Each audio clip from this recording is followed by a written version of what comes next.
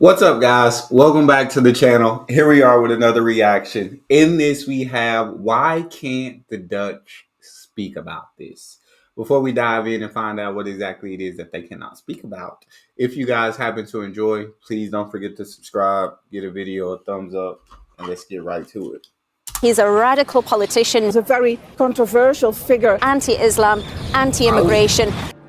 The Dutch are famously tolerant regarding soft drugs, prostitution, and cultural diversity. But that is changing. Our culture is better than the retarded Islamic culture. Geert You can't say that. You can't say that. Wilders used to be a fringe figure in Dutch politics. The Quran really has more anti-Semitism than Mein Kampf. He has been convicted and was put on Al-Qaeda's most wanted list. But in 2023, he won the national elections in a landslide. Whether you love him or hate him, the Dutch do have a problem. Wilders' main talking points are Islam and the people who bring it, which are primarily people from Turkish and Moroccan origin. These groups have crime rates that are 5 times and 2.5 times higher than those of native Dutch, and many don't share the Dutch values. One study showed that 52% believes that Dutch women have too many freedoms, whereas reversely, 45% of Dutch citizens feel that Muslims are incompatible with the Western European way of life. The fact is that there are major challenges. There have also been major improvements. But this topic has become so sensitive that it's almost forbidden. This is that forbidden topic with hindsight. Yeah, it is hard. It is hard to talk about it because I would never call anybody's culture retarded or anybody's religion retarded or anything like that. That may be going overboard because there are so many people who practice that religion who don't commit crimes, who are living an absolutely great life. And you know what I'm saying? And when you call the whole culture, the whole religion names, those people are included as well. So I don't think that, but I can understand that a lot of the foreigners or that are coming from certain places are bringing more crime over. And so I can understand the Dutch just getting fed up with it at a certain point and saying, like, enough is enough.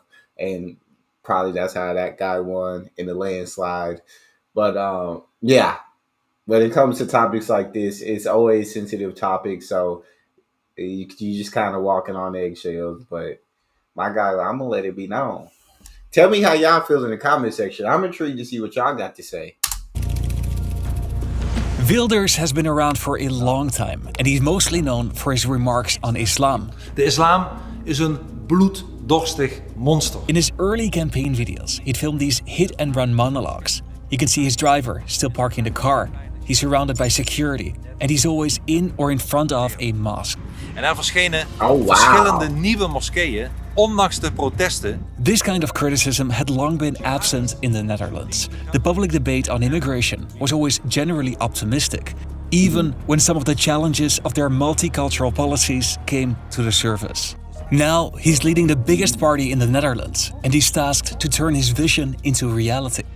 But let me start with a bit of historical context. Okay. The Dutch were already famously tolerant in the early 1600s. They were themselves religiously divided, mostly between Catholics and Protestants, and they administered vast colonies in Southeast Asia and the Caribbean.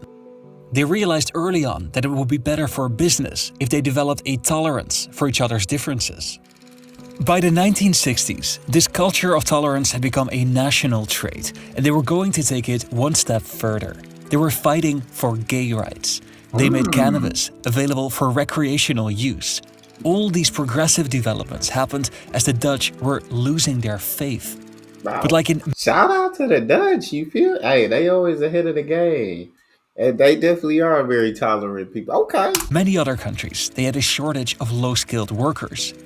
They recruited thousands, most notably from Turkey and Morocco, to work these jobs. So y'all And in their recruited. spirit of tolerance, they encouraged them to practice their faith and to maintain their cultural identity.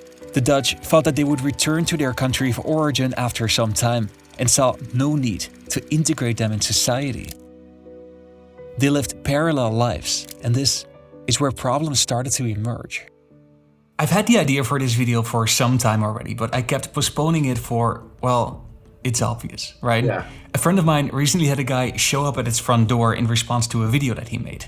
Like, how did he even know where he lives? What? The truth is that all your data is out there and is sold to scammers and marketeers. Oh, this is That's why I'm sponsor. so thankful to partner with Incogni.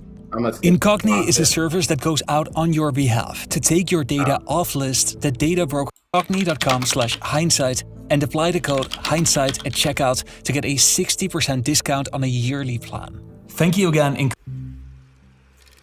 In the 1960s, waves of guest workers came to the Netherlands to work low-skilled jobs. In Morocco, they were recruited primarily in rural areas in the north. In Turkey, they came mostly from smaller cities in central Turkey and on the Black Sea. When they arrived in the Netherlands, almost all settled in the 4 biggest cities. Okay. They were often housed in special residential areas or found rental apartments in low-income neighborhoods. This is where parallel societies emerged.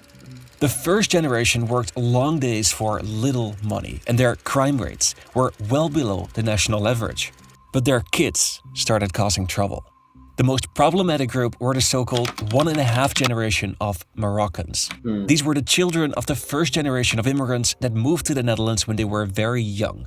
They often felt stuck between 2 cultures, and a worrying 65% of them were charged with a criminal offense before the age of 23. I feel like, to me, in this scenario, the Dutch did go out and recruit these people for these low skilled jobs, and they did go out and recruit these people. They didn't think they'd have to assimilate them because they thought they'd stay for a little while, then go back. But I feel like if they were just gonna stay for a little while, they probably wouldn't have came in the first place. So, and then as a kid, like you said, the first generation, you had no issues. They worked long hours for low pay. But it was their kids is where you start having the issue. And I feel like as a kid, when you are mixed between 2 different cultures, when you grow up in your household and you're seeing nothing but poor, and everyone who looks like you is poor and working these low skilled jobs, and you go to school and you see these Dutch kids and you see how much stuff they have, I feel like that will make you angry. Like that would absolutely infuriate you, because like, why do we have to live like this and they get everything? We have nothing. And so I'm not saying that should lead anyone to a life of crime, into doing anything like criminal activities, anything like that. I'm not saying that's the right path at all, because I don't believe it is. But I'm saying I understand how growing up like that could lead to more criminal behavior. They don't have anything, bro. Their parents are still poor. They're just still working for low wages. They saw the way their parents lived and the way they grew up, and they didn't want to live like that when they were adults, and I'm sure they didn't want their kids to live like that. So it probably turned into the life of crime. Like I said, don't think it's right. I just think I understand. Talk to me, but I'm intrigued to hear from you guys in the comment section. I'd love to hear your take on it. At that time, there was an unchallenged consensus amongst politicians that their multicultural policies worked brilliantly. One author said that politicians had a gentleman's agreement to refrain from using the issue in electoral campaigns. This created a bias. Positive integration results were emphasized, while negative aspects were downplayed. Many of these people lived in poverty, segregated, and in disadvantaged neighborhoods. That's what I'm saying, By 2005, bro. crime rates were much higher. Native Dutch had a crime rate of 150 per 10,000, while Moroccans had a rate that was 5 times higher and Turkish 3 times higher. Like, I'm not Many of these surprised. kids spoke the language poorly, which gave them a disadvantage at school. Over time, there emerged so-called black schools. Schools where over 50% of students had a non-Western immigration background. By 2006, Dang. almost half of all high schools in the 4 big cities were attended by at least 50% non-Western God students. dang. In a quarter of schools, this figure was over 80%. The Over first critique on poor 80%? integration results started in the late 1980s and 90s. But in the 2000s, it really heated up. Goedenavond, Pim Fortuyn is dood. Laten we in godsnaam onze kalmte bewaren. A politician who voiced vocal critique on Islam was murdered just 9 days before the election. I think Holland is too tolerant. We need to respect each other. I don't know, I'm confused. I don't understand. Shortly thereafter, a well-known filmmaker was shot in cold blood. Je mag niet zeggen wat je wilt, hè? Waar gaan we naartoe? Naar de kloten. This was at a time of a heightened global anxiety about terrorism associated with groups that identified with Islam. In this context, Geert Wilders started his party. I have nothing against Muslims, I have nothing against people. I have a problem with the Islamic ideology. He made Islam his key talking point. I believe it's a totalitarian ideology, that it should not be compared so much with other religions, but with other totalitarian ideologies like communism or fascism. But he was much more extreme than his predecessors. It is a culture of backwardness, of retardedness, of barbarism. In his first election, he won 9 seats, which was considered an impressive result. But it was still far less than the largest party. Yeah. The harsh critique from Wilders resonated with segments of society, and he doubled down on this approach. He published this article with the title "Ban the Quran, also in mosques." And he published Fitna, a provocative short film that vilified the religion. I believe Islam is a violent and dangerous religion and even a retarded culture. This gave him international attention. I want a full stop of immigration from Muslim countries to the Netherlands. Not because I have something against the people, but I believe that they bring along a culture and an ideology, a fascist ideology that we should not let grow in our societies. I would have been cool if he said because like people from these countries bring a different ideology and a different culture that doesn't mix well with Dutch culture. But just to, I don't know, to down talk the whole religion. And I'm not studied Islam, so I'm not sure exactly what's all in the Quran, what's all in how the culture works and everything. But I just feel like to attack a whole, like he said, I have no problem with Muslims. I have no issue with the people, but it's the culture that you got an issue with. And I understand. I just think you're still kind of slapping in the face a lot of people who practice this religion, but do not partake of any criminal activities and do not. Are you saying like you're telling them that their religion is not even a religion? It's a totalitarian ideology.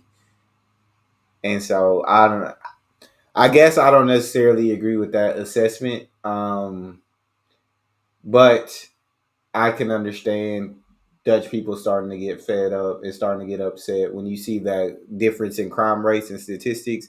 When people from Morocco are 5 times more likely to commit crime than people of Dutch origin, you do understand the frustration over time, I'm sure, and everything that a lot of people would relate with what he's saying. And so, yeah, let's continue. I want to hear y'all's thoughts in the comment section, though. This earned him a spot on Al-Qaeda's most wanted list. That's crazy. Dead or alive, it read. Wow. By 2009, Wilders was firmly established as a politician, and his critique on Islam cost him all his freedom. He was known for being provocative. He was considered extreme and outlandish, like his proposal for a headscarf tax. De introductie van een hoofddoekjesbelasting. This would cost €1,000 per year. It earned him some laughs in cabinet and some attention in the media, and the public loved it. In 2010, he won an impressive 24 seats, just 7 shy of becoming the largest in the country. The public debate on Islam and the migrant communities that bring it to the Netherlands was no longer ignored. It was now widely discussed in the media, and more voices entered the debate. Wilders, in one of his first interviews, said that he entered politics for one reason: to fight Islam. but he was now facing more political competition. 2017 was a consequential year in the Netherlands. Thousands of Turkish people took to the streets to show support for President Erdogan of Turkey. After the Dutch refused entry to a Turkish minister, they clashed with the police. Reports broke about how Turkey is using mosques to spread messages that could be interpreted as politically motivated. This led to widespread concern about Turkey's influence to control its diaspora in the Netherlands. Ik ben hier geboren en getogen. Voor het eerst voelde ik me niet echt thuis. While many Turkish people felt that the Dutch government didn't have their backs. Ik vind het de domste van het domste dat ze dit kunnen doen. Wilders shared a tweet showing Erdogan with the text terrorist. And Erdogan sued Wilders for insulting the president, a crime that's punishable in Turkey for up to 4 years in prison. Religious freedom is a I don't like that. For criticizing the president of the country, get a crime. That's a crime worth up to 4 years. I don't agree with that. I feel like people should have freedom of opinion and how they feel. And then riots.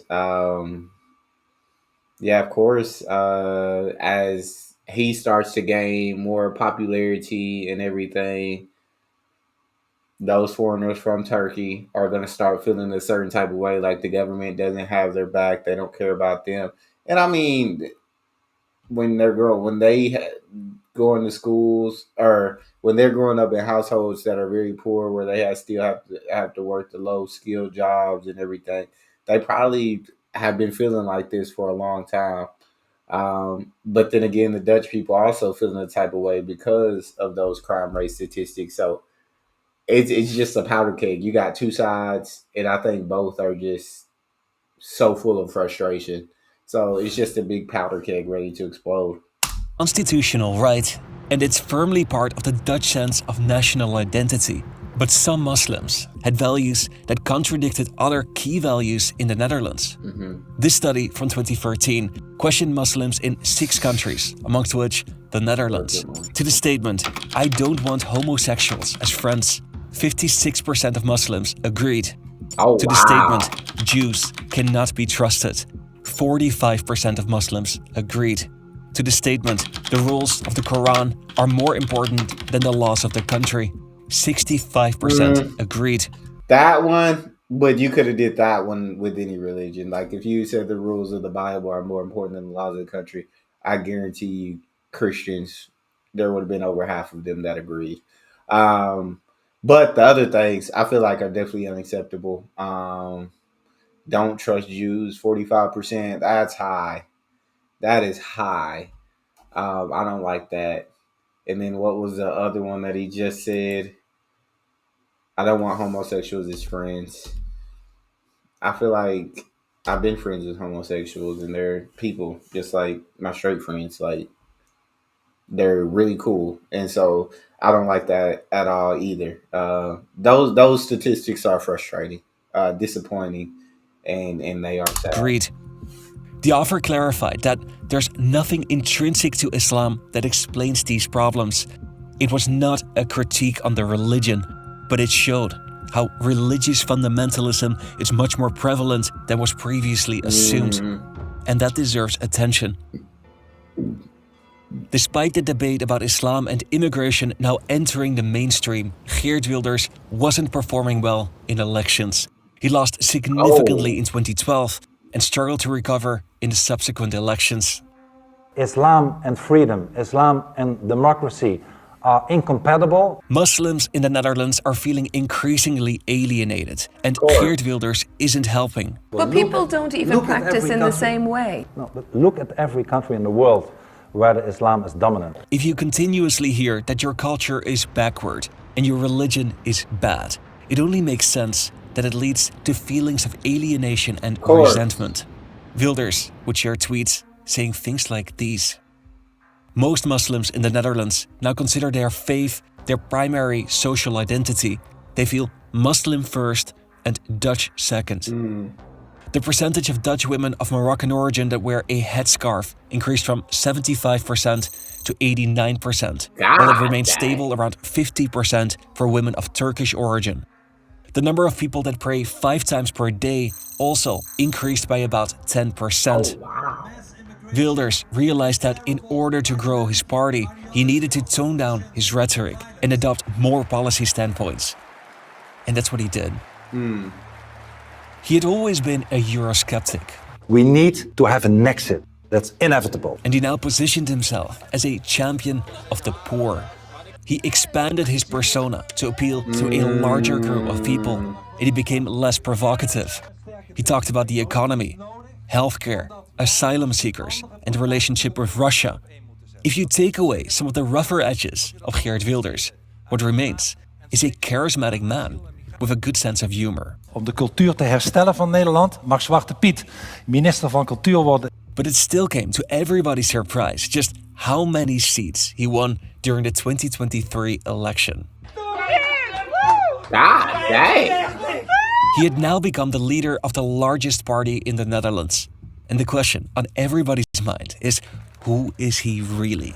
His old self, or what the media dubbed Geert Milder. Zegt u dan geen nieuwe moskeeën erbij? Of ook de bestaande moskeeën sluiten? Nou, hoe minder, hoe beter. Laat ik het daarmee samenvatten. Wij vinden dat het eigenlijk niet bij een open en vrije samenleving hoort, omdat die religie of ideologie, hoe je het ook wil noemen, eigenlijk totalitair is. Is dat nu bij deze campagne het belangrijkste punt? Het antwoord is nee. Islam zal nooit uit ons DNA gaan, maar de prioriteit ligt nu duidelijk bij andere zaken. Wilders maintains his stance on Islam, but he showed a willingness to compromise. Some of his most controversial ideas, such as a ban on mosques and the Quran, were put aside, and his priority became to lower the number of non-Western immigrants that arrive in the Netherlands. He advocates to make the Netherlands as unattractive as possible for asylum seekers, taking inspiration from Denmark. He wants stricter border controls and less involvement from the EU. The Netherlands is becoming increasingly polarized on issues like immigration and Islam, and Geert Wilders has contributed to this divide. But he also helped bring the debate to the political mainstream, and that's a fundamental step towards solving these issues. Subscribe to my channel if you want. Dang, I'd love to hear from you guys. I'd love to hear from you guys. That was a very interesting video. When it comes to topics like religion and things like that, or just taboo, and you feel like you got to walk on eggshells.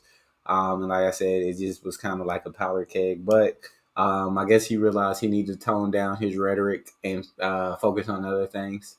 And that's what helped him win in a landslide. I'm intrigued to hear what you guys think in the comment section. If you guys enjoyed, don't forget to subscribe, give the video a thumbs up, check out the next one. I'll see you guys next time.